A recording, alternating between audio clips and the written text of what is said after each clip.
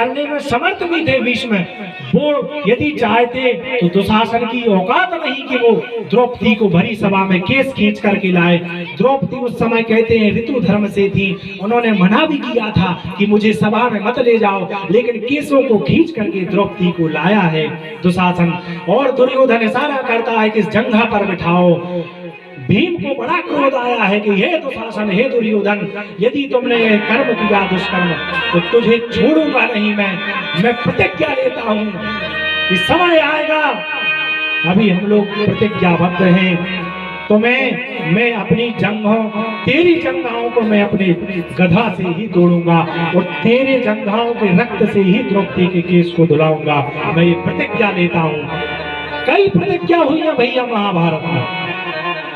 इधर भीष्म दादा से जब पूछा तो भीष्म दादा कहते हैं गोविंद कुछ लीला करने वाले हैं, और प्रभु ऐसी लीला कभी नहीं हुई। भगवान ने तो ऐसी लीला की है, द्रौपदी सभा में आई है तो सबको पुकारा है, आप मेरी रक्षा करो, आप मेरी रक्षा करो।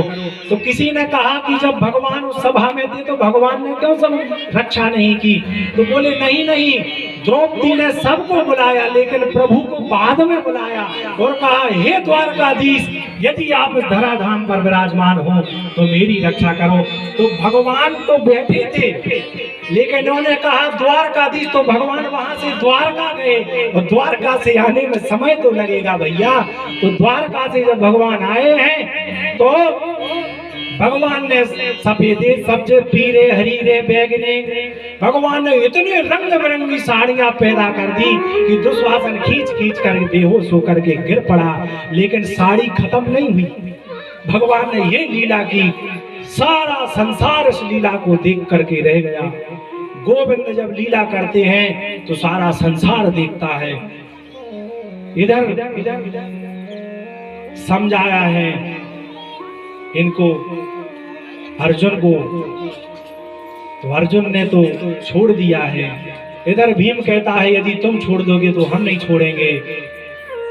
सभी मारने के लिए तैयार हैं।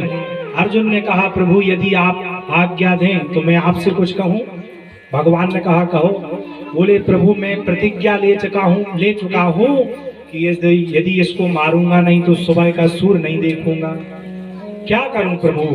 तब भगवान कहते हैं हे अर्जुन, तुमने युद्ध तो बाद में किया था, लेकिन मैंने गीता का ज्ञान तुम्हें पहले दिया था। गीता सुना